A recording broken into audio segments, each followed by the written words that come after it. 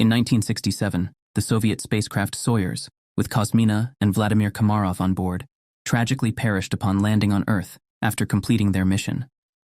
Many years later, under the leadership of the Swedish billionaire Meyer, an expedition to Mars is being prepared. After 10 months of anticipation, the crew of the spaceship Ulysses finally reaches the Red Planet. As they approach Mars, the captain informs the team that they have received permission to land. He turns to the ship's AI, named Irene, to verify all the requirements for a safe landing. It's at this moment that Meyer reveals he spent 4 long years preparing for this journey, sacrificing nearly all his fortune for the cause. However, to their shock, an American company named Zillion beat them to it by landing on Mars 2 weeks ago. The problem is, Earth has received no further communication from the American crew, except for one unsettling video in which they request that no one else come to Mars. A heated dispute arises among the crew members, but the captain firmly declares that the landing will proceed regardless. People disperse to their cabins with just 30 minutes left until landing. AI Irene starts preparations, but an unexpected event disrupts their plans. The ship won't detach from the carrier system, endangering the crew. The only solution is a manual separation. The commander bravely ventures into space to wrestle with the stubborn attachments. However, as this unfolds, the shuttle enters Mars's harsh atmosphere, raising doubts about the mission's success. Ejecting the captain into the vastness of space, the shuttle narrowly avoids a crash landing on Mars due to a system glitch that triggers a power outage. Now, their only hope is manual control, as the AI, Irene, enters sleep mode. The astronauts successfully touch down on Mars, but their fuel reserves are depleted, and Irene remains unresponsive without the onboard computer and life support system. With just a day left to survive, Alessandra grieves her late husband. Her grief is interrupted by a mysterious figure glimpsed through the spacecraft's window. Upon further investigation, it becomes evident that the landing consumed excessive fuel, leaving the ship unable to return to orbit. Their sole recourse is to bide their time for the solar panels to recharge the generators, but a formidable storm rages on the Martian surface, a luxury they can't afford with only a scant 2 days left.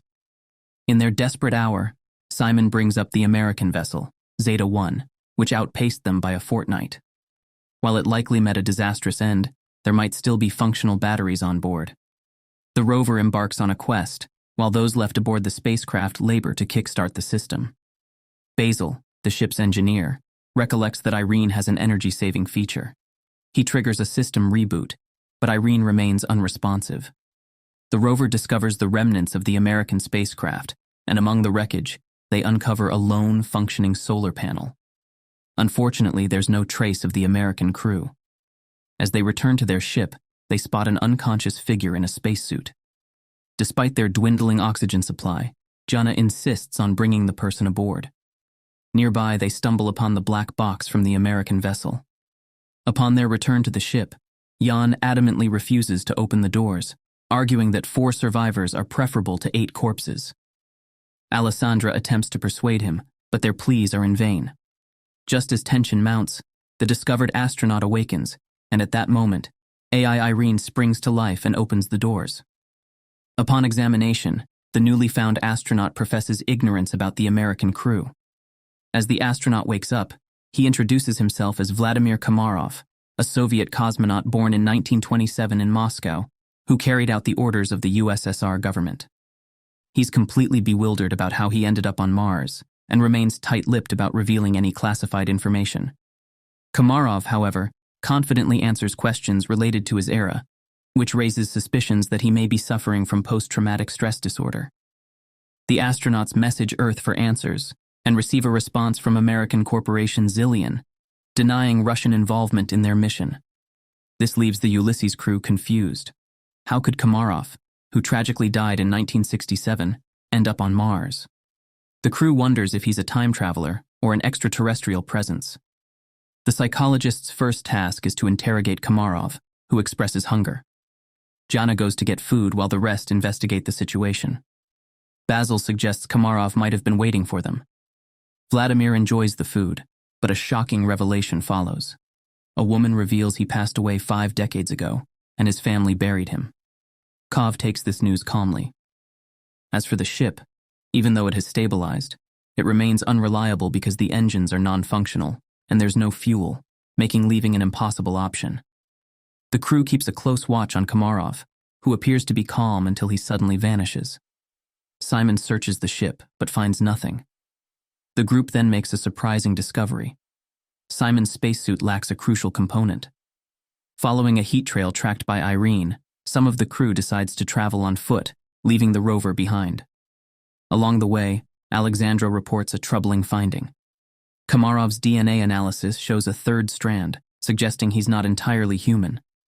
They eventually catch up with Komarov, who leads them to an unfamiliar structure with a small stone pyramid. He cryptically tells Jana that Mars has been anticipating their arrival for a long time. Meanwhile, Goldstein, founder of the Zillion Corporation, the first to reach Mars, hears about this discovery. It's clear that a human couldn't naturally end up on Mars, implying that someone may have created Komarov on site. This revelation suggests a need for further investigation, given Mars's harsh conditions for humans and the potential role of AI in Komarov's survival. Komarov remains baffled by how he managed to open the door and find himself in the location where they eventually discovered him. Meanwhile, AI Irene conducts an analysis of the mysterious structure and concludes that it bears a striking resemblance to ancient Earth civilization's architectural elements. This raises the intriguing possibility that someone on Mars might have drawn inspiration from human civilization, or that humans might have borrowed these elements from extraterrestrial sources. The ship's crew becomes increasingly preoccupied with the question of whether they'll ever make it back home. Their concerns intensify when they spot the landing of Goldstein's second ship. Captain Gemma reaches out and pledges to assist them in returning to Earth. However, Meyer harbors suspicions about Goldstein's motives and advises keeping Komarov hidden from potential competitors. Jana provides Komarov with a uniform to help him blend in when the visitors arrive, and he earnestly requests their trust. Shortly after their arrival, two armed military personnel, Edward and Adam, disembark from their ship and display rather aggressive behavior. Edward insists that they surrender the black box from the Zeta 1 ship, and not receiving immediate agreement, orders his partner to search their vessel. Meyer ultimately hands over the recovered black box, and the military personnel depart. In the meantime, chemist Eva makes a significant discovery concerning the Mars stone. She reveals that it consists of an alloy not found on Earth, but known from ancient sources. This alloy, once referred to as orichalcum, was considered the metal of Atlantis. In addition to copper, zinc, nickel, and iron, it contains a third strand of DNA similar to Komarov's. Mai, the ship's AI, cautions that if Goldstein were to discover this, he might demand the Cosmina back. The crew becomes divided, with some willing to trade Komarov for fuel, and others determined to stay and uncover the truth. Jana invites Vladimir into her cabin and requests his permission for a hypnosis session. He agrees, and the psychologist commences her work.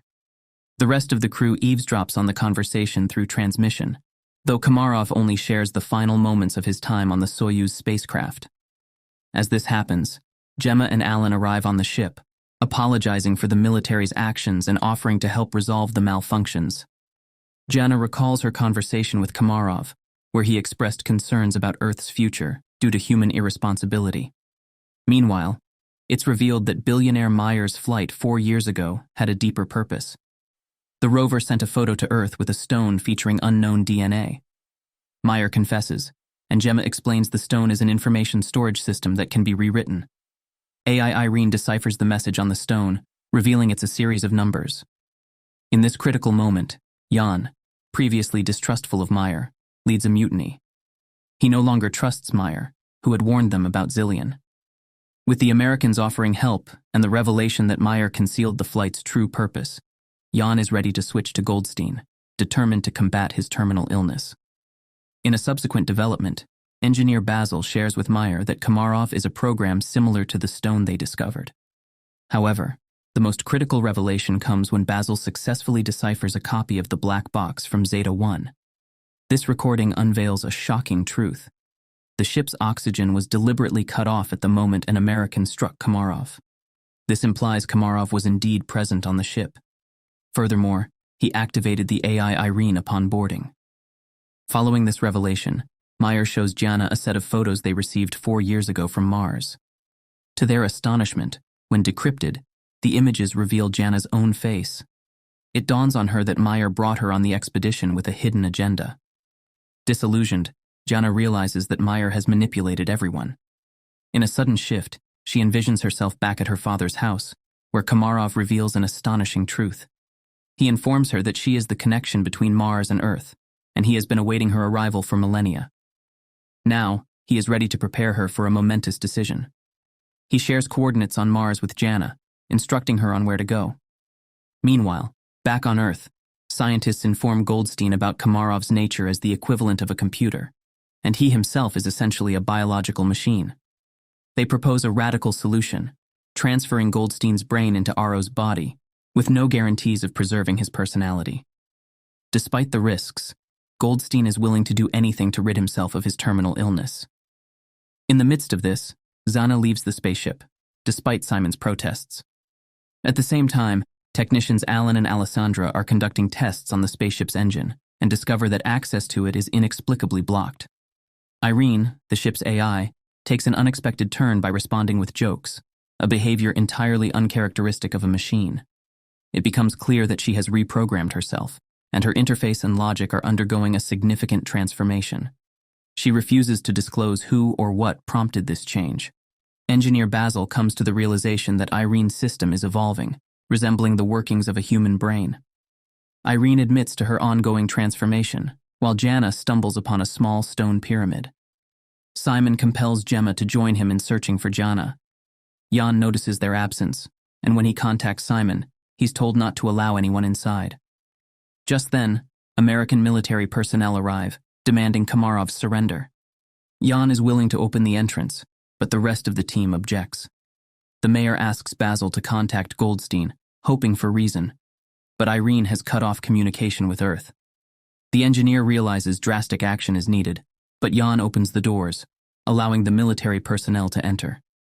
Basil starts to reboot Irene as the Americans locate Komarov. Suddenly the lights go out, and the astronaut vanishes. Meanwhile, Jana stumbles and falls down a hill. When she regains consciousness, she finds her leg trapped between rocks, unable to free herself. The furious military officer demands the crew explain Komarov's whereabouts, resorting to violence and insisting on summoning the captain. In despair, Zena cries out, fearing her fate is sealed in a Martian pit, but Simon and Gemma rescue her just in time. Alessandra spots an approaching storm on the horizon. The military officer readies to abandon the Ulysses ship, leaving the others in jeopardy. Suddenly the lights begin to flicker, and the recently reappeared Komarov pleads to be taken back to Earth. Simon, Gemma, and Jana venture with Komarov to the location he indicates, discovering an entrance to an underground bunker, much like the one the psychologist sensed. As they delve further, they stumble upon a source of genuine water, although Komarov had something different in mind. Meanwhile, on Earth, Goldstein shares a Mars expedition story with a nurse. People searched for Martians, but it was simpler than expected. He tells the tale of the loyal dog Hachiko, comparing Komarov to this faithful companion. Hachiko was crafted by someone 100,000 years ago and left on Mars, where he patiently awaited his owner, much like Komarov continues to wait for his return today.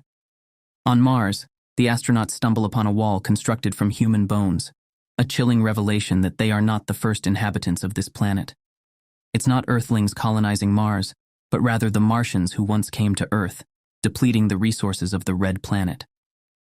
A tragic incident unfolds on the Ulysses spaceship when the fearful Jan, desperate to return to Earth, grabs a gun and shoots Komarov.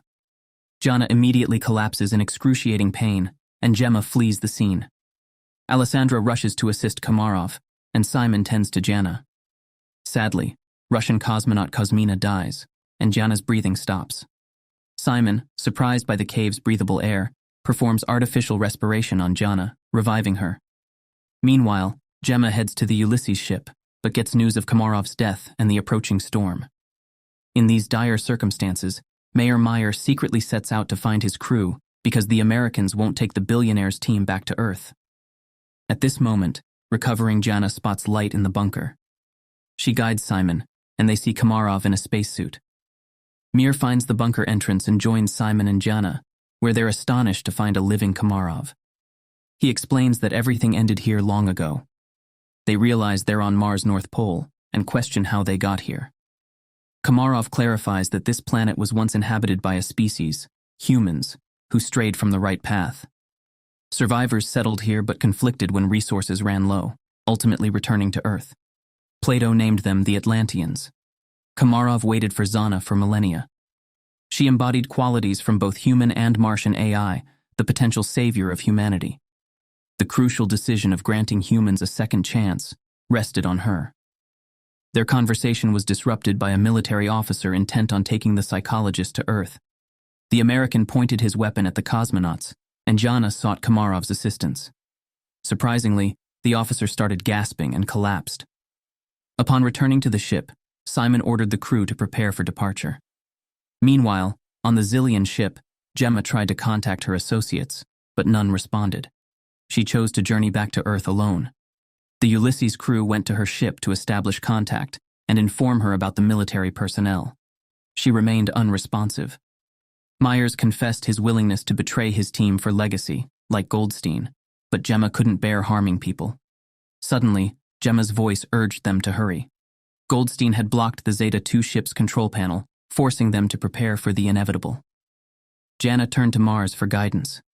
As all the experiences and sounds from the red planet flooded her mind, she summoned determination to clear the control panel's block. Out of nowhere, an armed military officer appeared, intending to damage the ship's engines. Simon was about to intervene, but Jana swiftly aimed her weapon at the American, explaining that Mars would determine his fate. The officer fell, and the countdown for liftoff began. Jana realized there was no turning back. She bid a heartfelt farewell to the crew, confessing her love for Simon as the ship soared into the sky. Suddenly, Mir noticed the unusual darkness at Mars's North Pole, revealing they hadn't been there just moments ago. In truth, they had been at the North Pole of Mars in the distant past when the planet was habitable. At the same time, Goldstein learned of the ship's return and erupted with anger, vowing to journey to Mars.